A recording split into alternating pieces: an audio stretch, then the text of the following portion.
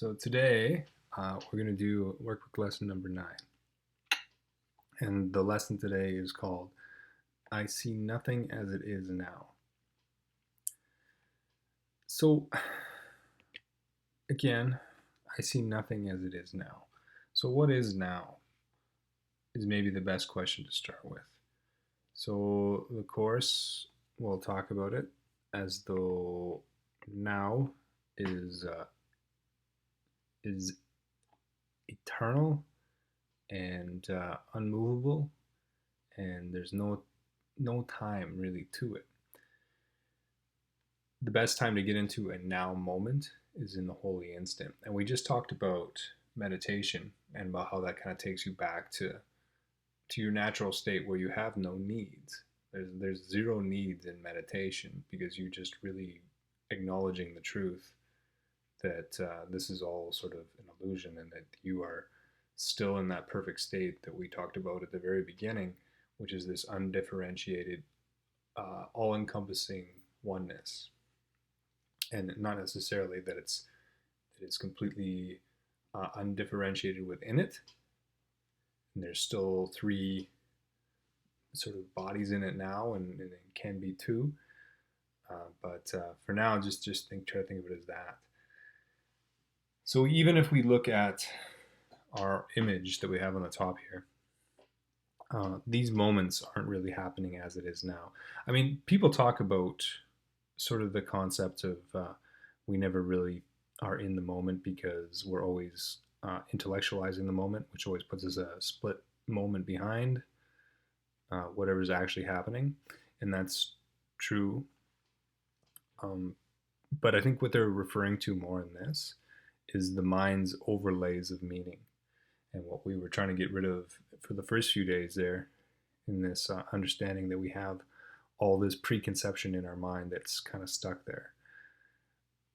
And another way to look at this is our image that we talked about last day, which is the sort of projection of time and space. So we see things in this, and that's removed from reality. And also, I mean, this is one of those ones that's really tricky to understand exactly what they're getting at. The book often says that to see isn't really possible in this world. Our real eyes are closed, and that sight is only possible through sort of opening up to reality. So I'm not exactly sure the direction of this. Like I said, I give you plenty of our options here, whether you can choose to see as what maybe they mean, but to be honest, I'm not 100% sure. But it's like the course says, it's not really important that you understand at this point. I'm just giving you these ideas to sort of bat around before we actually get into it so we can conceptualize it. I mean, it could be any one of those and it'd still be true, I would say. So I have this picture here, and this one's here to remind me that what we see in the world is not reality, right? So I can't remember who it was, but again, I should probably do research about names. But I can't remember what was the actual person that talked about it, but he would say that colors are the wounds of light. So we kind of we talk very highly of color, but really it's unpure, unsort of one part of light that is split off. So I mean, for example, I don't really want to get into the actual science of it, but we have longer wavelengths and shorter wavelengths, and they get pulled apart, and we have different color categories. But Roy Biv, I guess you could remember that probably from school. But I think this is very telling that, and the reason I have this holding hand will make sense in a second here. We have, and the course often talks about this, is that we have preferential love. So when we're kids, we always ask each other, "Oh, what's your favorite color?" And sort of picking one out of the bunch and saying this one's better than the rest. When keep in mind that most of the time, pure white light would have all those combined in it, but we sort of want to pick one out of the situation. And I think the same is true for what we call love, right? We find somebody that we want to pick out of the situation, our preferential little sort of aspersion of everything, which, I mean, we are part of everything, but we take a little sort of, just like the light is torn apart, we take one person of it and try to find in that person the parts about humanity we like the most. And it's not always that simple, but I'm trying to give the analogy that we are preferentially giving love to the world. I mean, everything should be given equally, especially if you consider you are the source of what you see as bad and the source of what you see as good. So, in order to forgive what we think the world kind of does to us, and that the people that we don't like so much, those are the more important people to love, because we already love the ones that we say we love. But we should love everyone. Okay, so let's get to the actual lesson. And again, I'll reiterate, I'm leaving out stuff, but I encourage you to read it all. And it looks like I didn't give acknowledgement to the book here. I'll make sure I give that in the description. But anyway, I see nothing as it is now.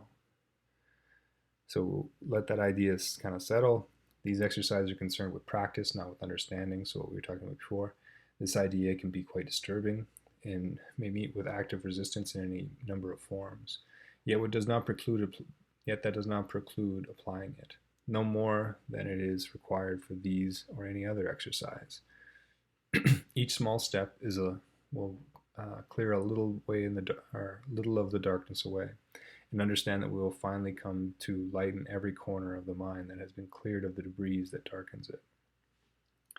So again, think of the film, right? So we're removing the sort of darkened area.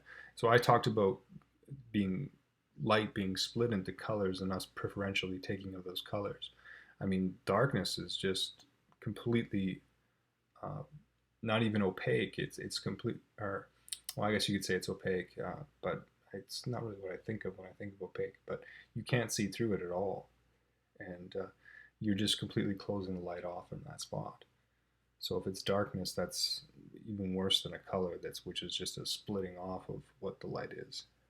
So, for example, they give you this. I do not see this typewriter as it is now. I do not see this telephone as it is now. I do not see this arm as it is now. So looking around the room, looking at yourself, and then like last time, starting nearest you and extending outward, just like you did in the first couple lessons. So I do not see this coat rack as it is now. I do not see this door as it is now. I do not see that face as it is now. Looking out to the street, I do not see that street the way I do now. Not too hard to do, but try to do it 4 or 5 times today. Go around without specific discretion of any kind, like before, and everything is suitable. This is true for. So, like I say, we can look at all those pictures I talked about, and you can say it's definitely. I'm sorry, I guess the very first picture, like when I was introducing the lesson, those pictures, you can really see how each one of those could be true. So everything is suitable if you think of everything as a projection, right? So, all right, that is lesson number 9. Hope you have a good day, and we'll talk to you soon, I guess. Thanks.